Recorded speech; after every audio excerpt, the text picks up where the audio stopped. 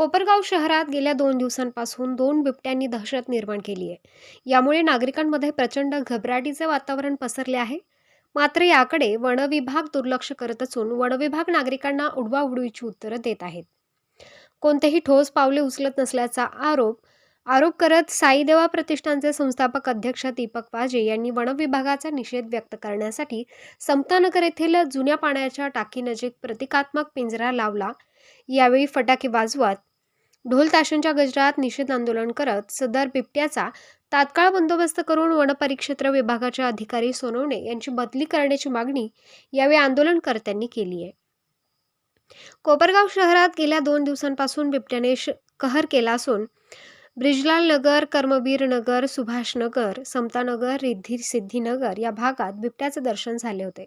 ते 2 बिबटे असून आज ते समतानगर, ITI कॉलेज, लोढा मंगल कार्यालय, गवारे नगर परिसरात नागरिकांना आढळून आले.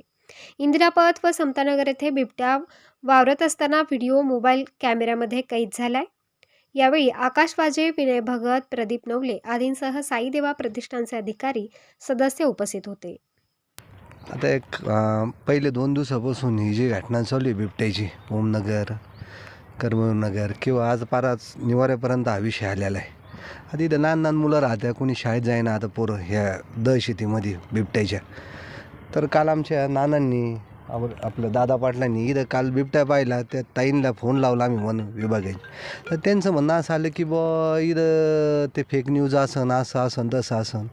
आता ती न्यूज त्यांनी चेक करावं, लवकर काहीतरी त्याला धरावा आणि याच्यातून पटकन या लोकांना मोकळं करावं.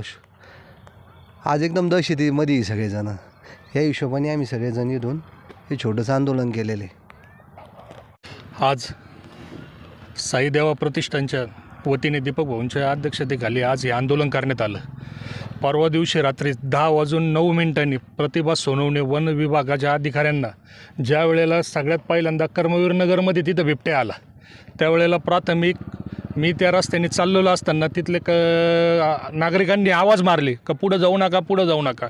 एक जण अक्षरशः मोटरसायकल सोडून तिथं पुढं पळाला. तर त्यांना फोन केला तर त्यांनी 2 नंबर पाठवले, एक गाडे म्हणून आणि एक जाधव म्हणून.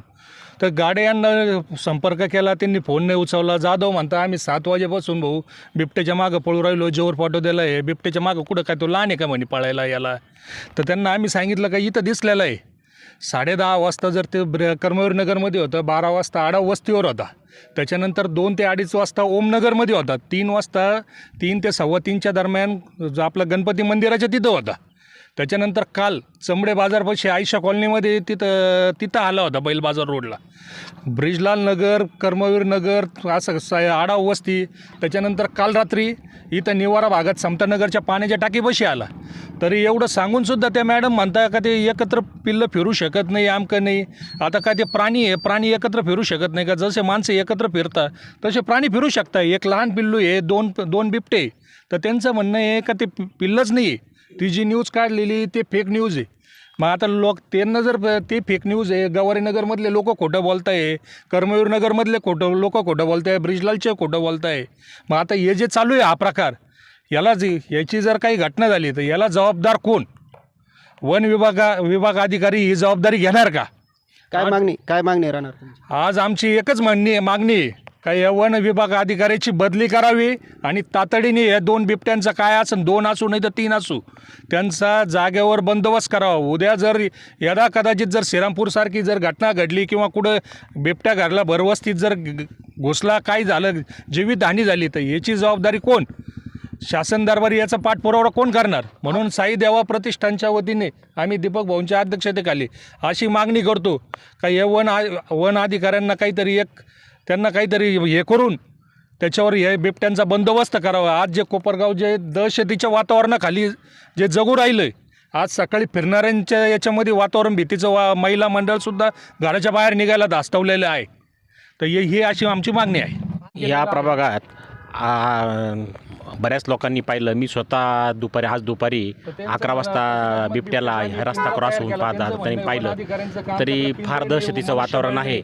वन विभागाने इथं पिंजरा लावून तो बिबट्या पकडण्याचा प्रयत्न करावा असं मला प्रशासनाला आव्हान आहे. पिंजरा तयार करून त्याच्यात एक प्रशासनाचा निषेध करण्यासाठी आलेलो आहे.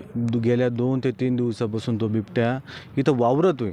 हे प्रशासन का दखल घेत नाही? यांचं नियोजन काय आहे? आले पण नाही आहे, प्रसारमाध्यमांना सांगत सुद्धा नाही का यांचं नियोजन काय? म्हणजे जोपर्यंत बळी पडत नाही तोपर्यंत हे काय मनावर घेणार नाही का भाऊ?